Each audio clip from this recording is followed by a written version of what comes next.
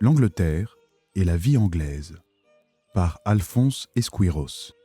Édition Hetzel, 1869. Premier chapitre. Le sel dans le Royaume-Uni. Troisième partie. Sommaire. Mungo Park. Superstition auquel le sel a donné lieu. Usage domestique de la vieille Écosse. Les contrebandiers. Les marchands de sel dans les rues. La ville de Sheffield. Les rapports du sel et de l'acier. Usine. Le canal de Hull. Meurent des ouvriers qui travaillent le fer. Les lords de l'acier. Application du sel à l'agriculture et à l'engraissement des bestiaux. Le sel est bon, dit l'Évangile. Et si le sel venait à s'évanouir, avec quoi les hommes assaisonneraient-ils leur nourriture ? Pour se faire une idée de la valeur d'un produit naturel, il faut en effet le supposer absent de la surface du globe. Cette hypothèse n'est d'ailleurs point dénuée de tout fondement, si l'on se place à un certain point de vue géographique. Il existe des contrées où le sel n'a point été jusqu'ici découvert, et où les relations commerciales étaient extrêmement limitées.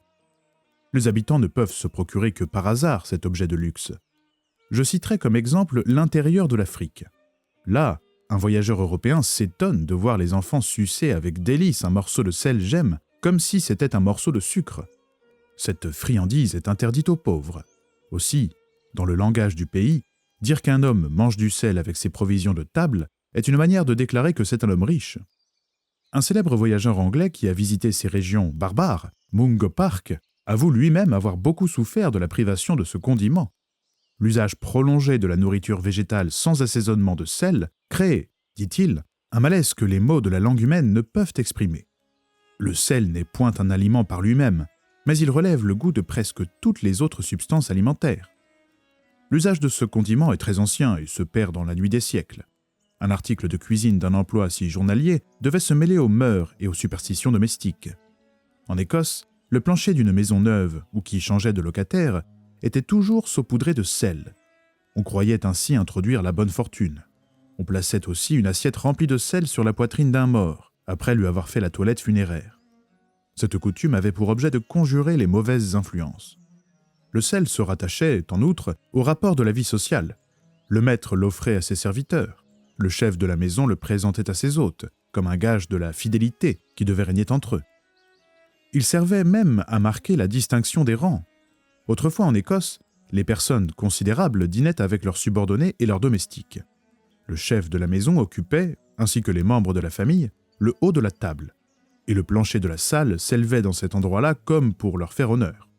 Les convives les plus distingués s'asseyaient à côté des maîtres, les autres venaient à la suite. Le rang des personnes allait ainsi se déclinant jusqu'au bout de la table où se trouvaient les serviteurs. On avait là une image parfaite de la société d'alors, avec la différence des conditions réunies sous l'autorité du pater familias. À un certain endroit de la table se plaçait une grande cuve de sel, qui servait de ligne de démarcation entre les supérieurs et les inférieurs. S'asseoir au-dessus du sel était le privilège d'un gentleman ou d'un homme de bonne famille, tandis que s'asseoir au-dessous du sel était une expression consacrée qui indiquait une humble situation dans la société. Il y avait aussi une dégradation correspondante dans la qualité des liqueurs. Un vin généreux coulait à la tête de la table dans les cornes de taureau. Puis la boisson devenait plus vulgaire et finissait à la queue de la table par de la petite bière. Aujourd'hui, le sel, si l'on regarde au bon marché, note 14 shillings la tonne. Fin de la note. De ce produit est plutôt dans la Grande-Bretagne un symbole d'égalité que d'inégalité entre les classes. Il nous faut tout d'abord indiquer les causes qui ont réduit dans ces derniers temps à un si bas prix la valeur de cette denrée.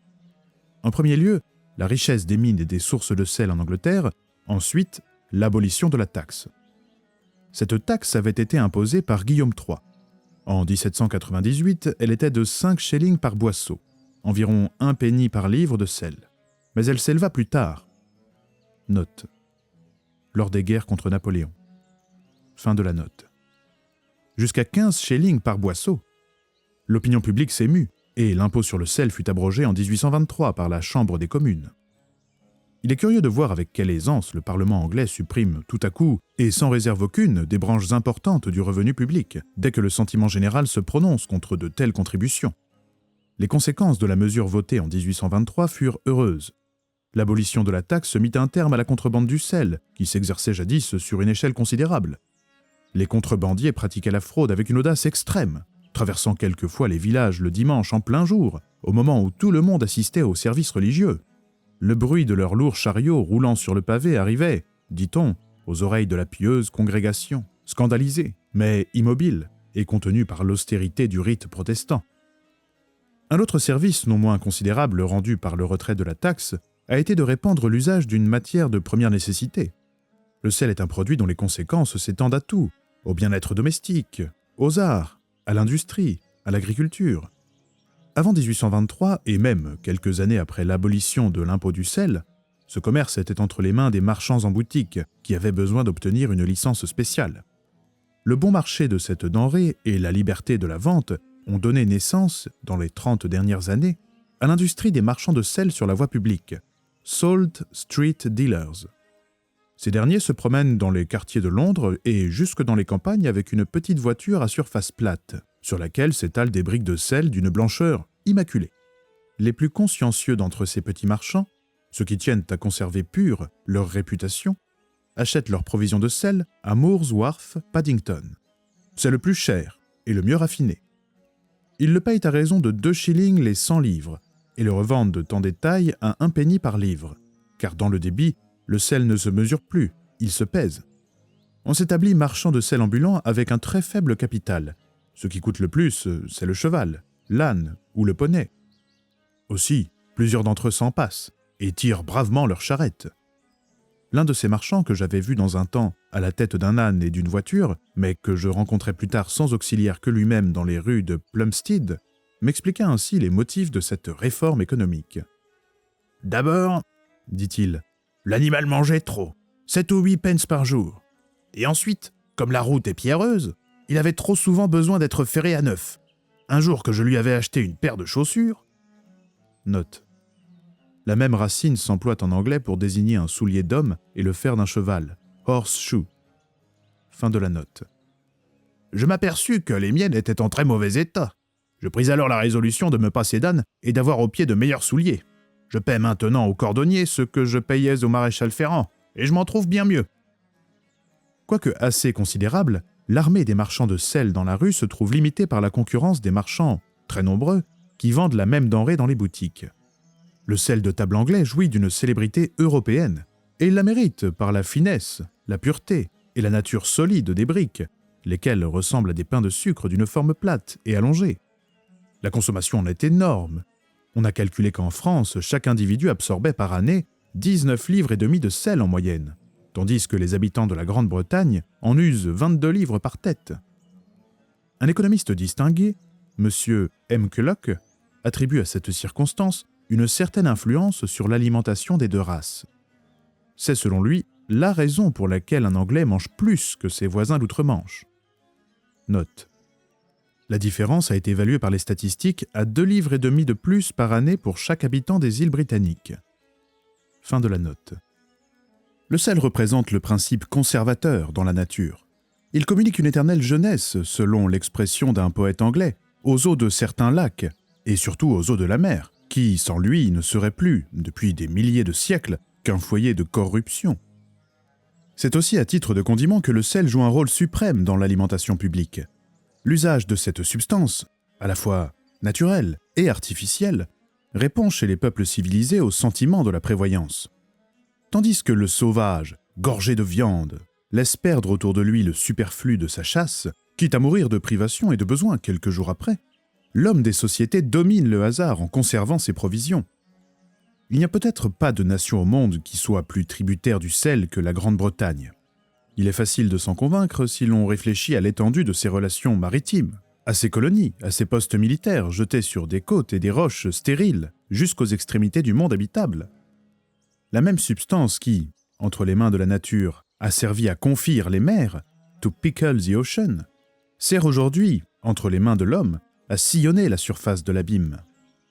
Sans l'usage des viandes salées, on n'aurait jamais pu entreprendre les voyages de long cours, et certains vaisseaux anglais, qui naviguent jusqu'à 3 et 4 années de suite dans les mers désertes, manqueraient de moyens de ravitailler leurs équipages. Le bon marché et l'abondance de ce condiment ont imprimé aux pêcheries britanniques un développement qui défie toute rivalité. La Hollande elle-même a dû baisser pavillon devant les filets de l'Angleterre. Note. Je parle au point de vue du bon marché des produits, non point au vu de la qualité. Fin de la note. L'agriculture tire de son côté une partie de ses richesses de l'énorme quantité de viande salée que la Grande-Bretagne consomme ou exporte jusqu'aux extrémités du monde. L'art des saumures est porté, dans tout le Royaume-Uni, à un haut degré de perfection. Il est pourtant vrai de dire que le meilleur sel pour conserver les viandes et les poissons ne s'extrait point des sources ni des mines du Cheshire, mais des salines du continent, où le soleil fait l'office de chaudière. Les Anglais importent, en vue de ces préparations alimentaires, 300 ou 400 boisseaux de sel par an, qu'ils tirent des côtes de l'Espagne ou du Portugal. Le sel, d'ailleurs, ne s'applique point seulement aux usages de la vie domestique. On se sert de cette substance dans les manufactures pour composer un grand nombre de produits chimiques et de drogues médicinales. Il paie un tribut aux arts en entrant dans la préparation d'une certaine couleur jaune, Painter's Patent Yellow. Il concourt à la fabrication du verre, à la vernissure des poteries, au blanchissage des toiles. On l'emploie aussi à tremper l'acier et à rendre le fer malléable. Je m'arrêterai à ce dernier ordre de service et choisirai pour théâtre des travaux métallurgiques où figure le sel, la ville de Sheffield. Sheffield a été nommée par les Anglais la métropole de l'acier. Quand vous arrivez par le chemin de fer, la ville, qui n'est pour ainsi dire qu'une immense forge située à l'embouchure des mines de charbon de terre, semble se débattre dans un épais nuage de fumée. Les hommes, les maisons, le ciel, tout est noir.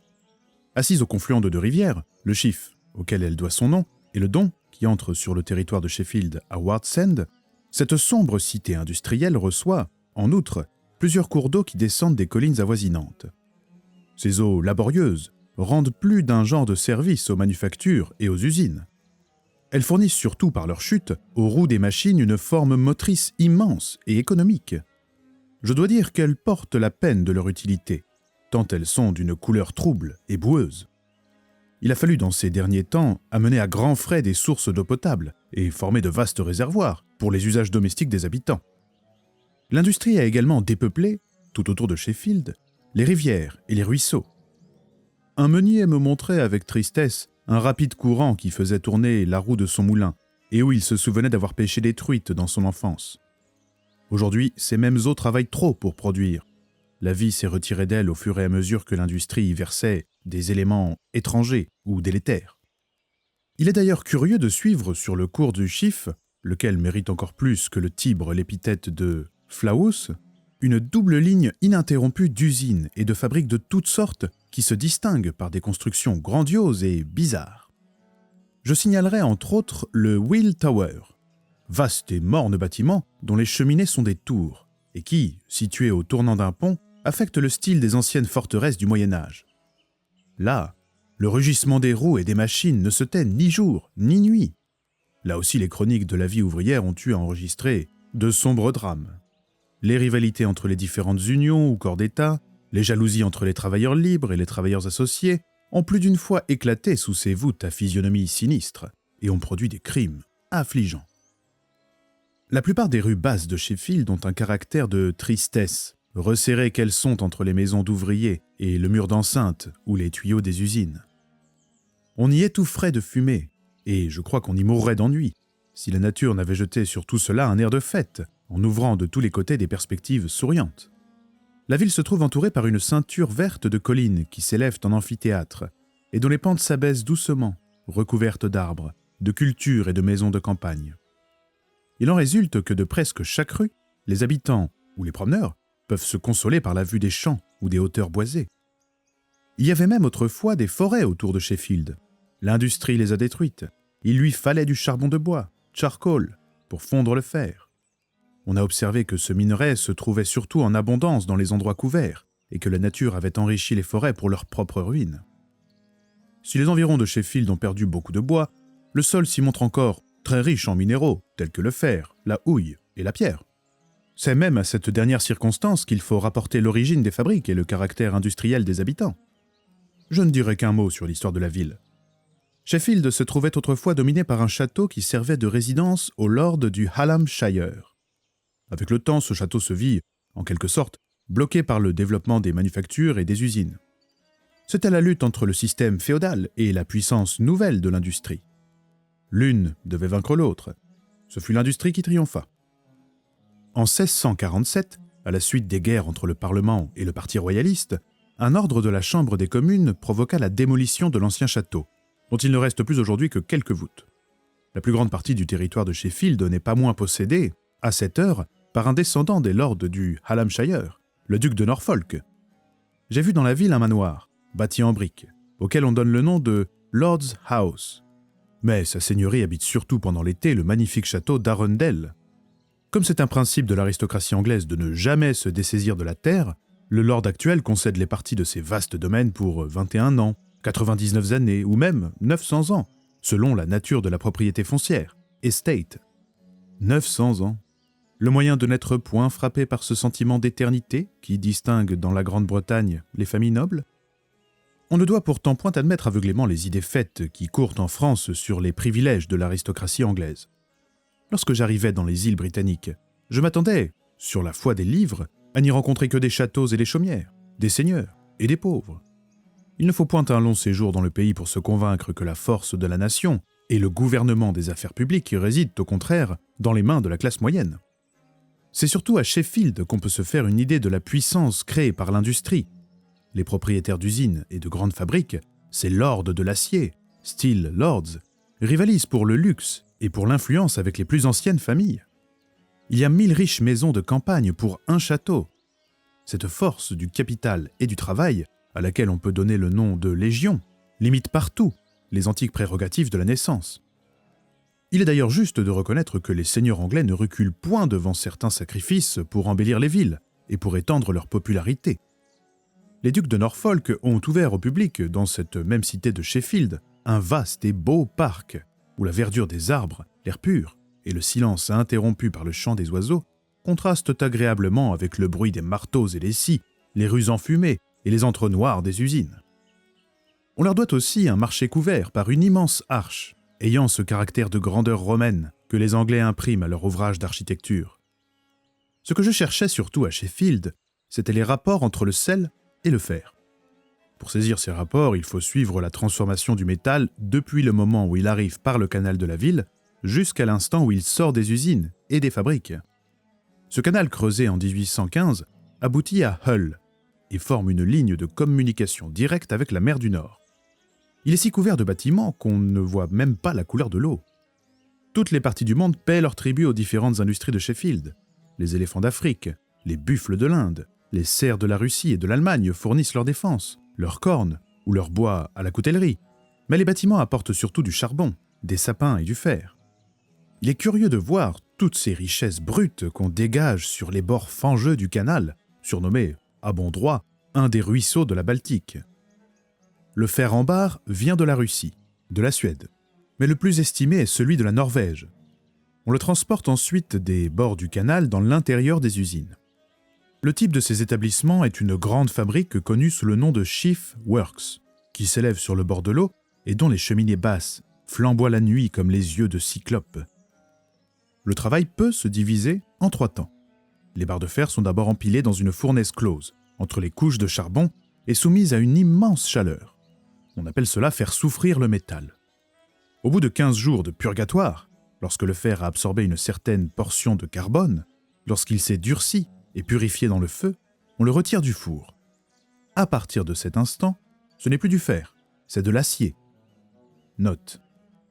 On donne à cette première forme de l'acier le nom de blister steel, parce qu'en sortant de la fournaise, il est couvert d'ampoules, blisters. Fin de la note. Il s'agit maintenant de le battre ou de le fondre. Pour le battre, on le pose sous un énorme marteau mu par une force mécanique et auquel on donne le nom de tilt hammer. Quand il frappe, vous diriez une monstrueuse tête de bélier qui mâche du fer rouge.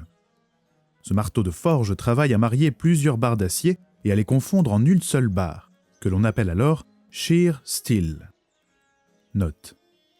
Shear veut dire tondre, parce qu'on se sert surtout de cet acier pour faire des machines à tondre la laine. Fin de la note. Le métal qu'on destine à la fonte subit alors une toute autre préparation. On brise les barres en morceaux, et l'on place ces fragments dans des creusets d'argile. Il y a peu de spectacles au monde plus émouvants que la vue des hommes ou des démons maniant avec des pinces, dans l'intérieur d'une salle basse, véritable cratère de volcan, ces urnes de feu qui versent du feu. L'acier fondu, cast steel, sort plus pur des moules que l'acier battu de dessous la tête du marteau. Désormais, l'acier est fait, mais on le conserve pendant 3 ou 4 années en cave avant de l'employer. Ainsi que le vin, il se perfectionne avec l'âge et devient encore meilleur après avoir traversé la mer. Il sue, disent les hommes de l'art, et gagne alors en qualité tout ce qu'il perd en pesanteur. On peut se faire, par cette seule circonstance, une idée des vastes capitaux qu'exige en Angleterre l'exploitation des usines. Ce sont moins des fabriques d'ailleurs que les villages, avec des rues boueuses, des masses de constructions étranges, des huttes de terre glaise, des cavernes où travaille l'eau, le vent, le fer, et où des serpents de feu courent en se tordant entre les jambes nues des forgerons. L'acier fabriqué à Sheffield passe ensuite par plusieurs mains et s'applique à divers ouvrages de coutellerie. Il lui reste une épreuve importante à subir, celle de la trempe, hardening. L'acier trempé revêt une dureté particulière. Il rompt et ne plie point. Les procédés varient avec les différentes destinations qu'on imprime au métal. Je ne m'arrêterai qu'à la trempe des scies et des limes. Ces deux articles de commerce tiennent une place considérable dans l'industrie de l'acier, et la marque de Sheffield les fait accepter dans tout l'univers. L'excellence de ces produits tient en grande partie à la manière de les durcir. Quand la lime est sortie des mains du graveur qui a découpé les dents avec un ciseau, elle passe dans celle du trempeur, qui la plonge, après l'avoir fait chauffer au feu, dans une dissolution de sel et d'eau de pluie. Les ouvriers appellent la trempe le baptême de la lime. Elle mord ensuite sur tout, et rien ne mord sur elle. Le sel est d'une importance extrême dans cette branche de la métallurgie. Le succès des limes et des scies anglaises a suscité dans ces derniers temps quelques concurrences. Il s'est élevé, surtout en Allemagne, des manufactures d'acier. Mais la cherté du sel sur le continent oppose un obstacle à leurs efforts, tandis que le bon marché de cette substance constitue, entre les mains des fabricants de Sheffield, un privilège qui ne s'échappera point aisément. Ces derniers se plaignent néanmoins de ce que les Allemands, non contents de faire leurs produits, y impriment encore la marque des fabriques anglaises. Des limes faites en Allemagne, et d'une qualité inférieure, sont envoyées dans les autres pays avec les noms et les armes des premières maisons de Sheffield. Un fabricant de cette ville avait cru déconcerter la fraude en adoptant sur ses paquets d'envoi une étiquette qui contenait son nom, sa marque et ses mots. « Imiter mes produits et ma signature est une félonie ». Les contrefacteurs copièrent l'étiquette et le reste, sans oublier le mot félonie. La vie des fabricants et des ouvriers de Sheffield présente quelques traits intéressants. Les lords de l'acier arrivent le matin en voiture ou à cheval dans leurs sombres et tristes ateliers, aux murs décrépits, aux escaliers de bois chancelants et usés, aux voûtes basses, aux salles humides et fumeuses, où les lois de l'hygiène n'ont pas toujours été respectées. Ils retournent le soir dans de riches maisons, entourées de jardins. Note. Quelques-uns de ces jardins sont tout modernes, et n'en ont pas moins pour cela l'apparence d'une végétation ancienne. Cela tient à la manière de les former. Quand on bâtit une maison, les ouvriers relèvent le gazon, le roulent comme un tapis et le déposent dans un coin. Quand la bâtisse est terminée, on étend sur la partie destinée au jardin ce même gazon dont on ravive les couleurs avec de l'eau. On plante ensuite de grands arbres qui, grâce à des soins et à une méthode savante, reprennent racine. Fin de la note. Est bâtie sur la partie de la ville qui s'élève en colline. Il y en a même qui habitent dans la campagne d'opulentes villas, agréablement situées au revers des coteaux. Le paysage affecte autour d'eux un air d'élégance et de cérémonie. Des sentiers recouverts d'asphalte et secs, même en hiver, s'égarent au milieu des champs pour le plaisir du promeneur. Les vitres des maisons, faites d'un seul morceau de glace, laissent entrevoir des fleurs rares, des femmes en fraîche toilette et tous les pompes de la vie de famille. Les idées de ces négociants ne s'étendent guère au-delà de l'horizon des affaires. Il est vrai que ce cercle embrasse dans une étendue considérable. L'un d'eux m'expliquait ainsi ses plaisirs. Le soir, quand j'ai les pieds sur mon garde-feu, je songe que je dîne, en la personne de mes couteaux, chez les rois et les grands de la terre, que mes scies et mes limes travaillent dans les deux mondes, que mes fins ciseaux d'acier découpent entre les doigts de la beauté les broderies riches et délicates, que mes rasoirs se promènent sur les nobles mentons de la jeunesse, que mes canifs taillent les plumes destinées à courir sur les doigts des écrivains célèbres et des hommes d'État, que mes agrafes et mes cerceaux d'acier donnent aux femmes des salons les plus aristocratiques certaines formes que leur avait refusées la nature. Note.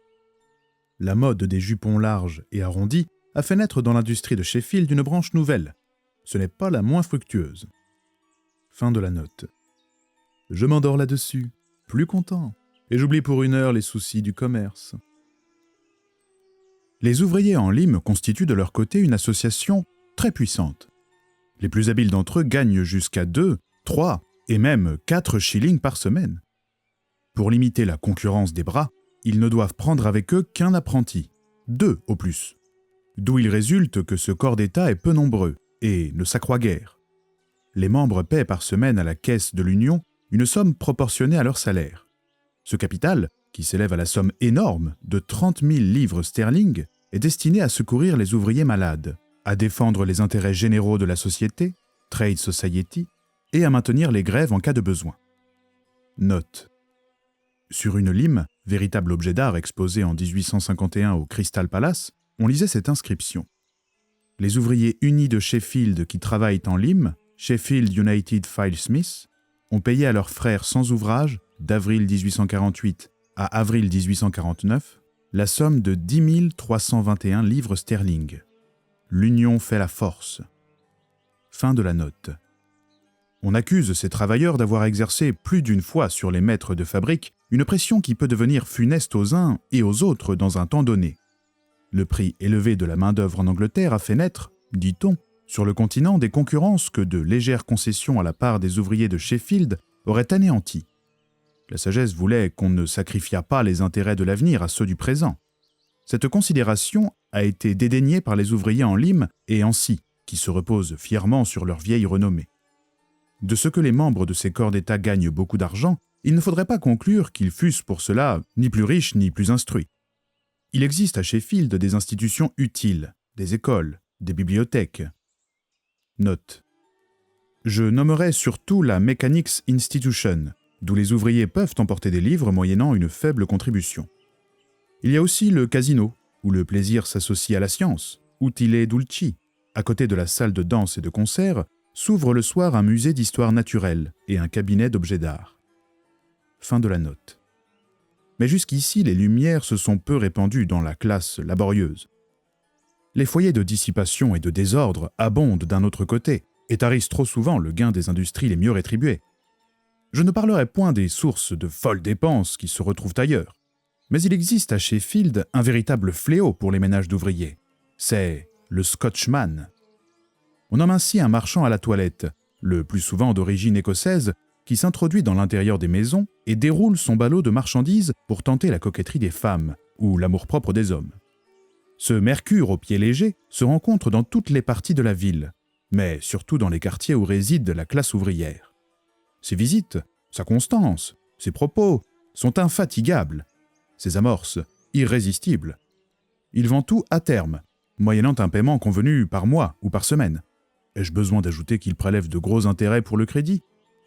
Il en résulte que, le démon de la toilette aidant, le gain de la semaine s'évapore trop souvent en bagatelles ruineuses. Je ne voudrais pourtant pas qu'on jugeât tous les ouvriers de Sheffield sur ce portrait général. Il en est qui, à l'adresse des mains, joignent les qualités d'ordre qui conservent les fruits du travail. Ces derniers ont aussi leur jardin.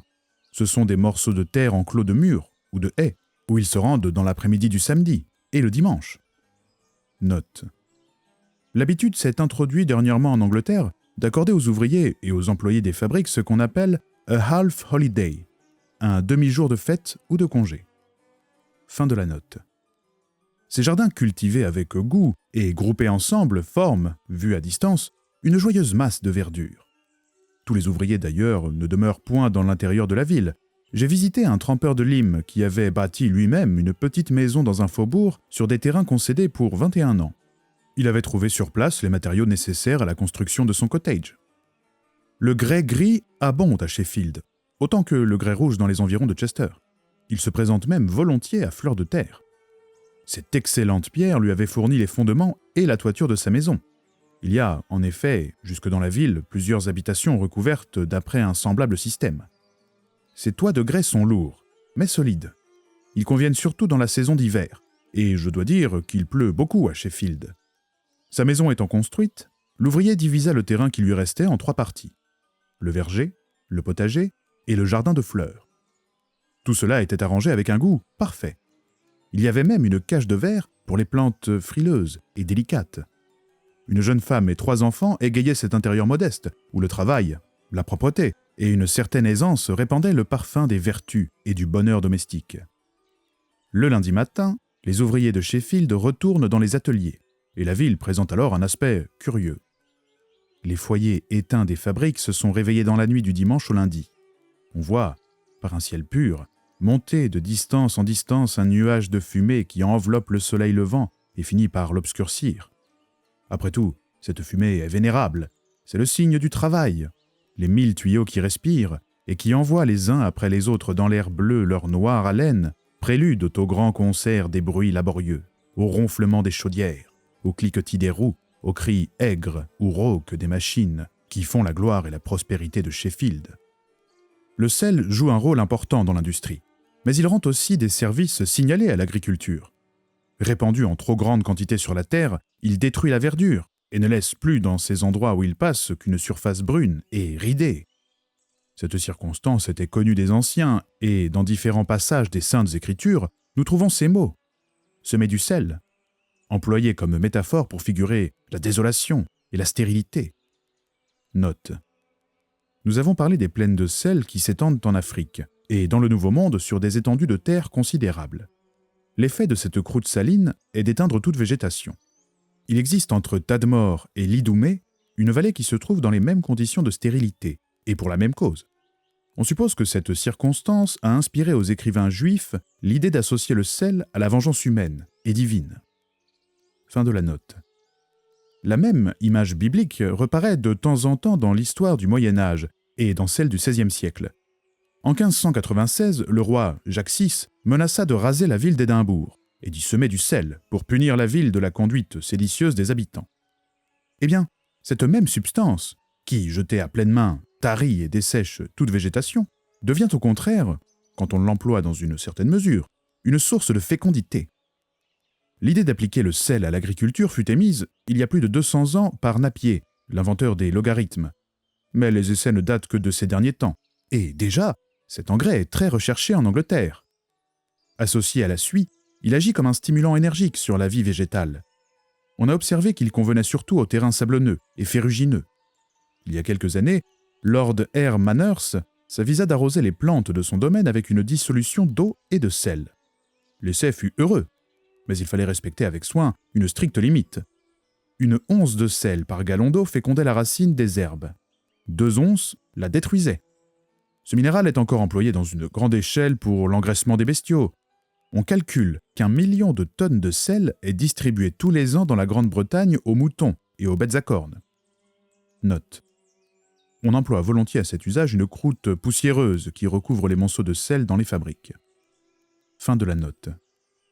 Ce sont surtout les Anglo-Américains qui ont étendu la pratique de cette méthode. Dans le Haut-Canada, les bestiaux se répandent au milieu des bois et des pâturages vierges où se trouve une sauvage abondance d'herbes. Mais une fois tous les 15 jours, ils retournent de leur propre mouvement dans les fermes pour y recevoir un peu de sel. Puis, quand ils l'ont mangé, ils s'enfoncent de nouveau dans les solitudes. Le sel constitue dans ces libres contrées le lien entre l'homme et les animaux domestiques. Mieux que la lyre d'Orphée, il rassemble au milieu du désert les brebis les plus farouches, les grands bœufs aux longues cornes et les chevaux eux-mêmes, qui accourent de tous côtés et sortent de la profondeur des savanes à la vue du colon qui leur distribue cette friandise. Aucune autre substance, on s'en est assuré, n'exerce au même degré que ce talisman une sorte d'attraction et de pouvoir irrésistible sur les animaux les moins apprivoisés. En 1829, 3,5 millions de boisseaux de sel furent exportés d'Angleterre dans les États-Unis d'Amérique et dans les colonies anglaises du Nouveau Monde. Une grande partie de cette riche cargaison était destinée aux bestiaux. Note. Dans le voisinage des lacs salés qui recouvrent certaines parties de l'Afrique et du Nouveau Monde, des voyageurs anglais ont observé au milieu des forêts les traces d'animaux sauvages qui se frayaient un chemin vers ces lacs pour lécher la croûte de sel déposée sur les bords. Fin de la note. On a vu ce que l'Angleterre doit à sa position géographique et à l'une des richesses minérales de son territoire. Elle n'a qu'à tremper son doigt dans la mer ou qu'à creuser une médiocre profondeur la surface de certains districts pour en extraire le sel, aussi nécessaire que le pain à la vie des habitants. Cette branche de l'industrie donne lieu à un commerce d'exploitation considérable, crée sur les côtes une pépinière de marins et de pêcheurs, et fournit aux arts utiles un germe de développement qui manque, du moins sur une échelle aussi étendue, à de grandes nations civilisées. Le sel jouait dans les religions et les cérémonies antiques un rôle auguste. On l'offrait à la divinité dans les sacrifices. Il appartenait à l'économie politique de transformer le caractère mystique de cette substance. Il y a aussi quelque chose de religieux et de sacré dans le travail qui fouille la profondeur des mines, dans l'industrie qui épure et blanchit cette manne conservatrice de la nourriture et de la vie animale, dans le commerce qui échange les éléments du bien-être et qui consolide la paix entre les nations. Au Moyen Âge, le sel était un symbole d'alliance et de fraternité. Aujourd'hui encore, dans quelques contrées de l'Orient, deux hommes qui ont partagé ensemble ou échangé ce présent de la nature deviennent inviolables l'un pour l'autre. Puisse-t-il en être de même entre les sociétés de l'Europe ? Produire et vendre, telles sont les deux grandes forces économiques auxquelles l'Angleterre doit surtout sa puissance. Nous venons d'étudier une phase de son industrie. Nous allons voir une des branches de son commerce intérieur et du travail. Fin du chapitre. Avant de vous quitter, je vous rappelle que ce podcast est réalisé de manière totalement indépendante. Aussi, s'il vous a plu, n'oubliez pas de le soutenir en vous rendant sur la page Tipeee, dont le lien est en description. Et surtout, n'oubliez pas de laisser à cet épisode le nombre d'étoiles que vous pensez qu'il vaut. À lundi prochain.